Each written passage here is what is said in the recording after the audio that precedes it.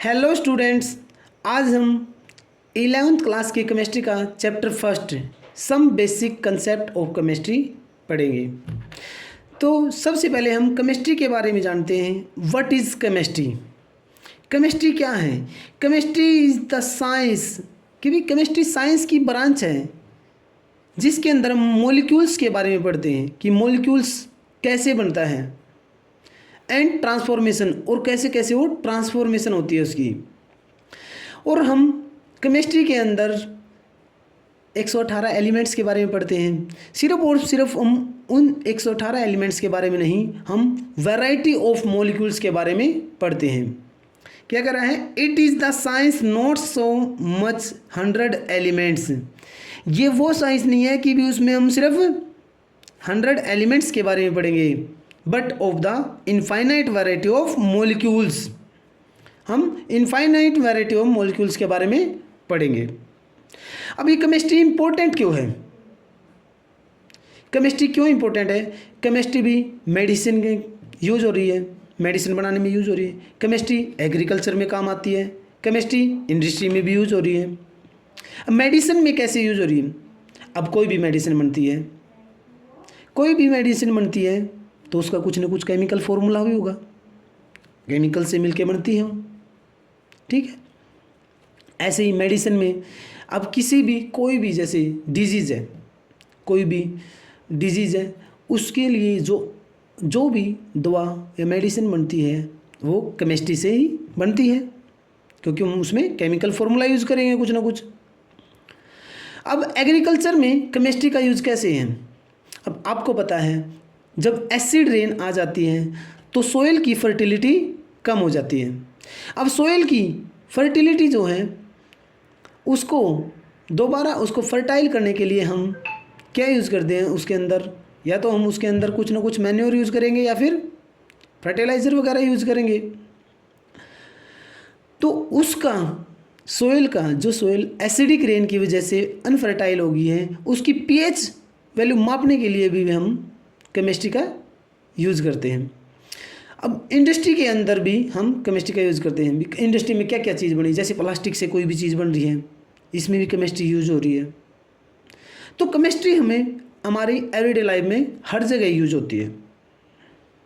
अब नेक्स्ट हमारा जो टॉपिक है वो है nature of matter. What is matter? आपने 9th क्लास में, 7th क्लास में, 8th क्लास में आप इसके साथ अच्छे से इसको पढ़ चुके हैं कि भाई मैटर वो हर चीज़ मैटर है जो स्पेस ऑक्यूपाई करती है और उसका कुछ मास है। Pen, pencil, marker, book, wood, आपके आसपास में हर वो चीज़ जिसका कुछ मास है और वो स्पेस ऑक्यूपाई करती है। अब यहाँ पे स्टूडेंट एक चीज़ है, जैसे ये मास। व्हाट इज़ मास? मास क्या है? यहाँ पे उसने वेट क्यों नहीं लिखा? मास क्या है कि कोई भी चीज़ उसके अंदर कितनी अमाउंट ऑफ मैटर है।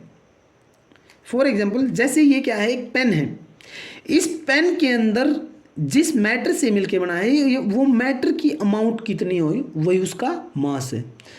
वेट क्या है? वेट वो होगा जब इसके ऊपर क्या लग जाएगी? ग्रेविटी लग जाएगी। ग्रेविटी क्या है? एक फोर्स है, ठीक है, जो अपनी तरफ अट्रैक्ट करता है। तो जब इस पर ग्रेविटी भी लग जाएगी तब ये बनेगा वेट। तो यहाँ पे मास इसलिए लिखा है क्योंकि मास किसी भी प्लेनेट पे चेंज नहीं होगा। तो जो मैटर की डेफिनेशन इसने बताया कि anything occupies space and has मास, कि भी किसी बॉडी को आप यहाँ पे रखो या कहीं पे भी ले जाओ, उसका मास चेंज नहीं होगा, उसका वेट चेंज होगा। वेट चेंज क्यों होगा? क्योंकि भी ग्रेविटी वेरी करती है planet to planet. Okay, I hope you understand. अब क्लासिफिकेशन ऑफ मैटर। मैटर की क्लासिफिकेशन। मैटर की दो क्लासिफिकेशन है, physical classification and chemical classification. Physical classification के अंदर हम मैटर की 3 स्टेट है जो वो पढ़ेंगे, सॉलिड, लिक्विड एंड गैस, और उनके इंटर कन्वर्जन के बारे में, ठीक है। अब इंटर कन्वर्जन आप पिछली क्लासेस में भी पढ़ चुके हों। क्या था इंटर कन्वर्जन? कि भी कैसे कोई स्टेट की दूसरी स्टेट में कन्वर्ट होती है। जैसे सॉलिड लिक्विड और गैस। जब सॉलिड से लिक्विड बनता है तो उसको क्या बोलते हैं? मेल्टिंग। अब सॉलिड से लिक्विड कब बनेगा? जब हमारे पास क्या होगी? बर्फ होगी और वो क्या हो जाएगी? मेल्ट हो जाएगी, तो वो क्या बनेगी? वाटर बनेगी, लिक्विड बनेगी। तो इस प्रोसेस को क्या बोलते हैं? Melting. Liquid to solid, liquid का सॉलिड में कन्वर्ट होना, उसको क्या बोल देंगे? फ्रीजिंग। कि भी लिक्विड क्या हमारे पास वाटर है, अब सॉलिड कब बनेगा? जब उसको फ्रीज कर देंगे तब उसकी आइस बनेगी, सॉलिड बनेगी। तो लिक्विड से सॉलिड का कन्वर्ट होना क्या है? फ्रीजिंग। अब लिक्विड से गैस, लिक्विड का गैस में कन्वर्ट होना क्या कहलाएगा? Liquid to gas boiling. क्या कहलाएगा? बॉइलिंग। या फिर इसको वेपराइजेशन भी बोल देते हैं। क्या बोल देते हैं? वेपराइजेशन। ओके, क्योंकि लिक्विड जब गैस में कन्वर्ट होगी उसको बोलेंगे वेपराइजेशन। जैसे पानी को अगर गर्म करते हैं हम 100 डिग्री सेल्सियस पे, वो गर्म होते क्या बन जाता है? भाप में बदल जाता है। अब गैस जब लिक्विड में चेंज होगी उसको क्या बोलेंगे? कंडेंसेशन। ये हमारी बादल बनने की प्रोसेस भी होती है।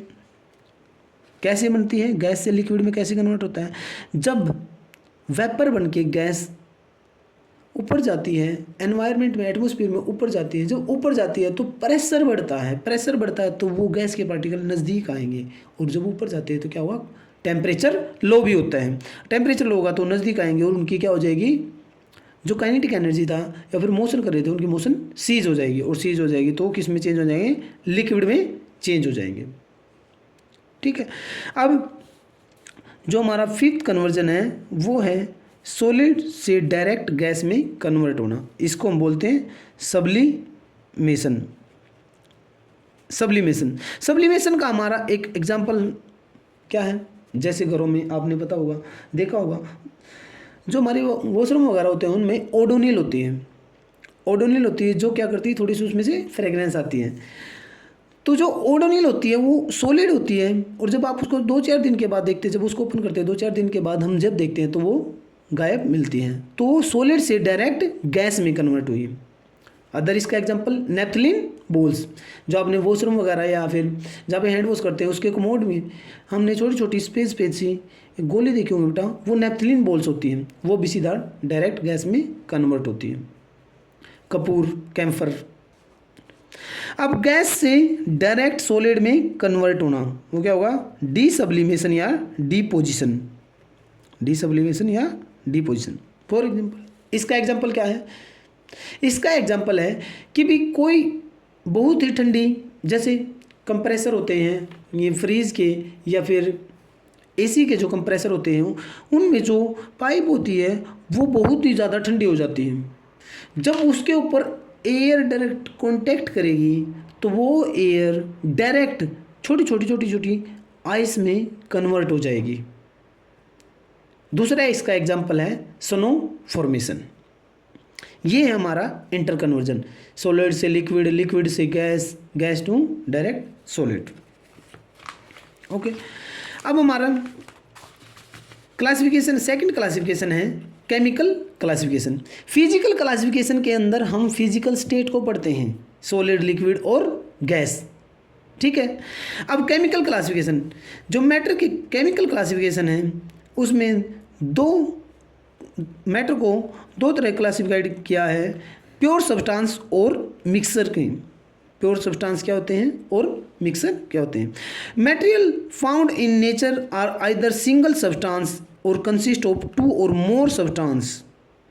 कि भी जो भी मटेरियल नेचर में पाया जाता है या तो वो एक सब्सटेंस से बना है या एक से ज़्यादा सब्सटेंस से बना है। जो सिर्फ सिंगल सब्सटेंस से मिलके बने हैं वो होते हैं प्योर सब्सटेंस, और जो 2 या 2 से ज़्यादा सब्सटेंस से मिलके बने हैं वो होते हैं हमारे मिक्सर।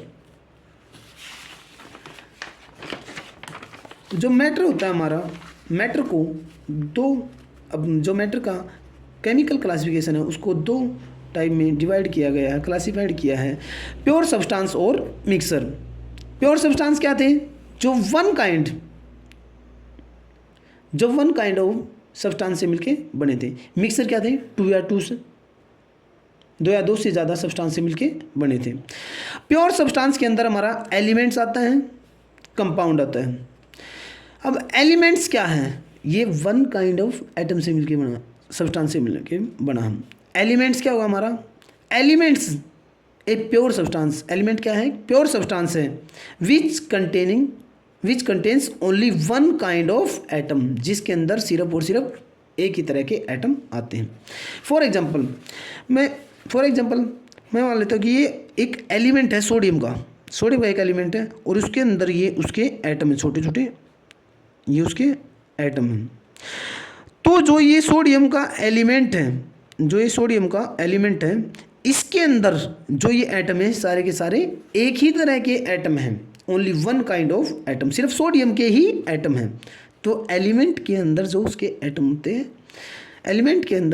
होते हैं, वो उसी के एटम होते हैं, उसी एलिमेंट के एटम होते हैं, वन काइंड ऑफ एटम होते हैं सारे।